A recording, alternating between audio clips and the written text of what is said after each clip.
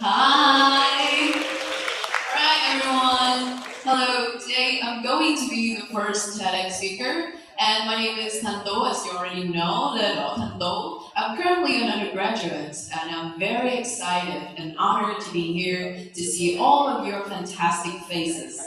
Okay, now before we start, I would like to start with a very simple question.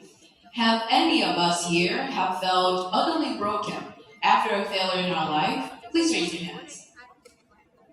Right, okay. I see a lot of hands in the room, including mine. So we can say that the feeling of being crushed after a setback, it is universal.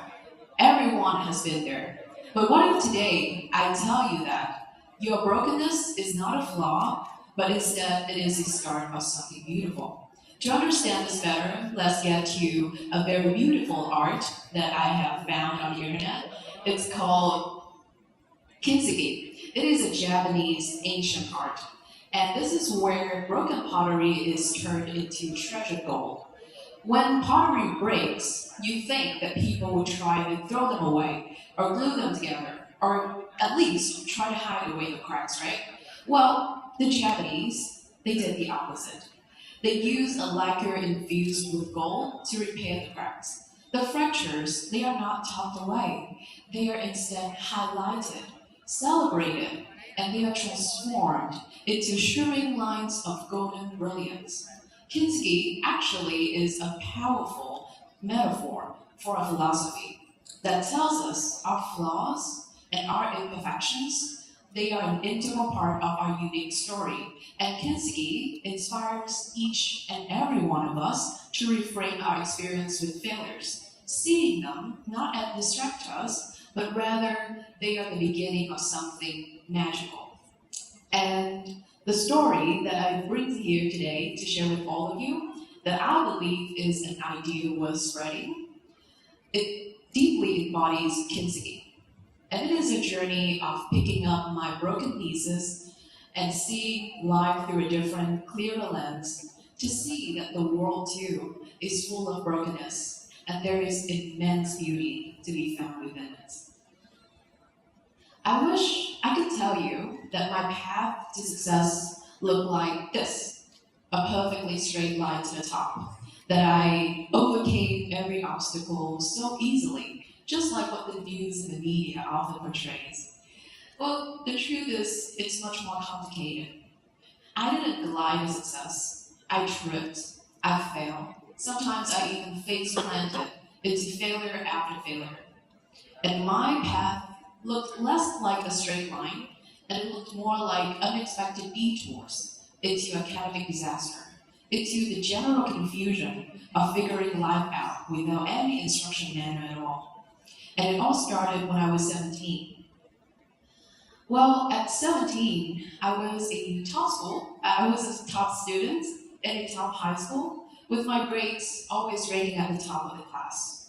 At this academic pinnacle, I really thought that I had everything figured out, that I had my future planned out, my path mapped out. And back then, my identity, it really revolved around getting A grades, being academically excellent. That is until one day, my brain decided, without any warning, to stage an unannounced and dramatic protest. It all started one night when I was trying to fall asleep. In my head, I was revising every grammar rule I've learned, every mistakes I've made on past tests.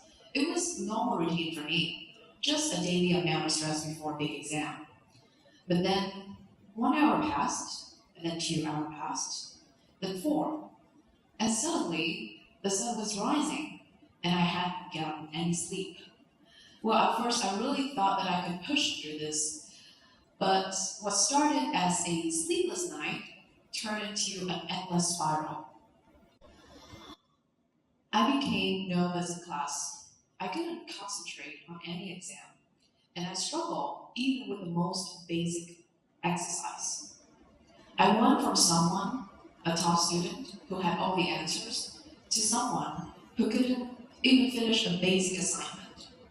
The expectations I set for myself, the expectations of my mother and father, of people around me, made it feel impossible. And it seemed that the more I tried to catch up, the further behind I fell. Just like that, from the very top, I fell to the bottom hole of the academic disaster. Well, but wouldn't you know, this disaster, it turned out to be my, well, accidental power. Because when I fell from the top, well, have you heard the saying that when you hit rock bottom, the only way to go is up? Well, I think it has some sense to it. Because when I wasn't a top student anymore, I was free. I was free to fall, and I was free to learn. And especially, I was free to see how my seemingly perfect journey, it turned out to be not perfect at all. Well, my A grades, it looked great on paper, but in real life, I was stifled. My joy and curiosity was killed by my fear of being imperfect. Even though I was a top student, I couldn't really talk in English because I felt so nervous I could die. Every time I dared to speak, I would have to revise every single grammar rule. I would spend hours memorizing English phrases, and I would be so afraid of making a mistake that I never really spoke at all. And nobody knew how good I was because I never spoke. And I realized that the years of chasing perfection, it didn't make me any stronger. On the opposite, it made me even more fragile. It turned learning into a survival game, that every mistake meant the end of the world. I realized I wasn't really alone with this. In Vietnam, we usually hear the saying, "Con nhà người ta," that genius kid from someone else's family, the genius kid from the news, the one who accidentally got a 1600 in SAT, the one who got a 9.0 in IELTS, or a 5.0 GPA. We hear them all the time, and they are a constant reminder from our parents, our teachers, and our neighbors of who we are supposed to be.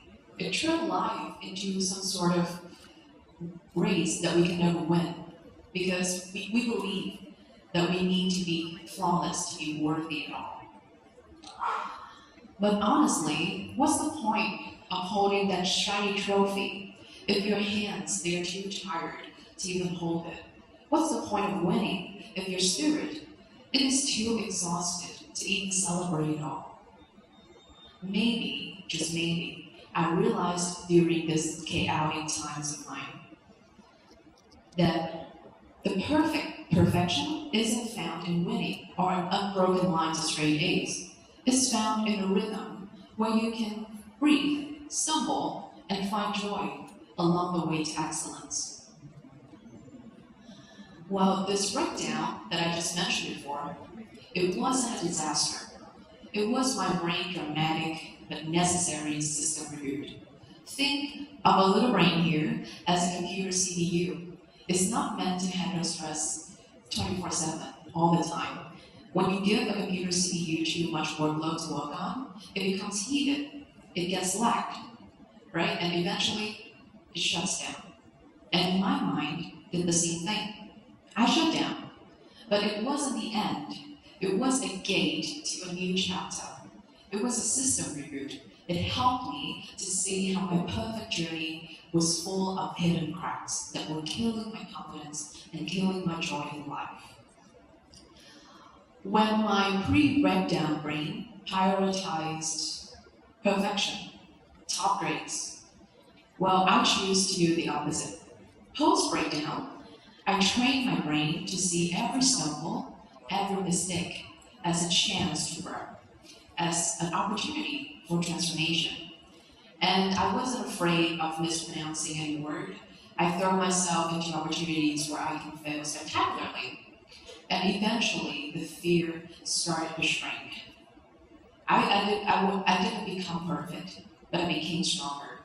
It was a lesson of bravery for my brain to see that every mistake I made could be a new beginning for me. And every weakness that I have could be the beginning of a new strength. And eventually, I made a very paradoxical decision. I decided to return to the citywide team that I had dropped out due to my dysfunctional brain, a thing that I thought I'd never do because I felt so out of place. I felt like maybe as the bottom student, I would never belong there again. But my post-breakdown brain convinced me, hey, you should try that. Go ahead, trip, fall, and learn how to laugh in your face. It wanted me to see that life wasn't about avoiding mistakes at all costs. It was about finding the unique fulfillment in the journey of imperfection. And it wanted me to see that every mistake was raw material for growth. And wouldn't you know it, life has an ironical and very wonderful sense of timing. Just when I returned and decided I was ready to fail, I was ready to embrace failure, it gave me one of the most sweet gifts. I gained 2 valedictorian titles just a few months after returning. I even got my story onto some news articles. But honestly, if you ask me, the recognition and the award wasn't my biggest gift. The biggest gift here is the ability to move through life with so much more ease, not because the challenges disappeared, but because I learned how to live in perfect rhythm with it.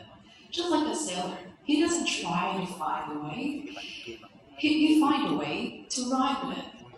And there's more. Well, if you can't really find me, I'm this person with only half a face in the picture. Besides the academic journey itself, I also had a very ugly aspect in my life.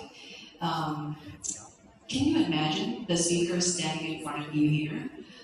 Once, for 16 years, she couldn't really walk in public alone, and she was swept through every small interaction with a stranger. Being a top student, it even made it worse, because now every opportunity of stumbling felt embarrassing. And it wasn't just shyness.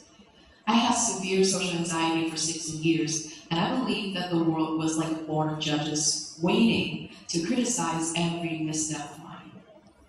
But in relearning to fail academically, I also had the opportunity to relearn how to view the world. I didn't think of it as a battleground anymore, as people waiting to, jump at me and criticize me. I thought of it as a vast and messy classroom. And in this classroom, imperfection was not only tolerated, it was essential. It is universal. And so I started throwing myself into opportunities where I could fail spectacularly once again. I raised my hand, even when my heart pounded. I volunteered to speak, even when my words were caught in my throat. And I even tried to introduce myself to some very strangers, just because I wanted to see how brave I could be, and how failures can shape the way I see success. And eventually, I didn't try to cure my social anxiety.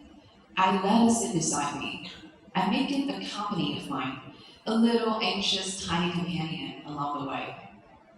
And my anxiety didn't disappear, but my fear to show up with it grew stronger than the anxiety itself. And I learned eventually, through every embarrassing interaction, through every boring presentation, I started to build skills, and I started finding those moments of just grand failures and embarrassments in the social aspect. It built an unshakable comfort amidst discomfort in mind.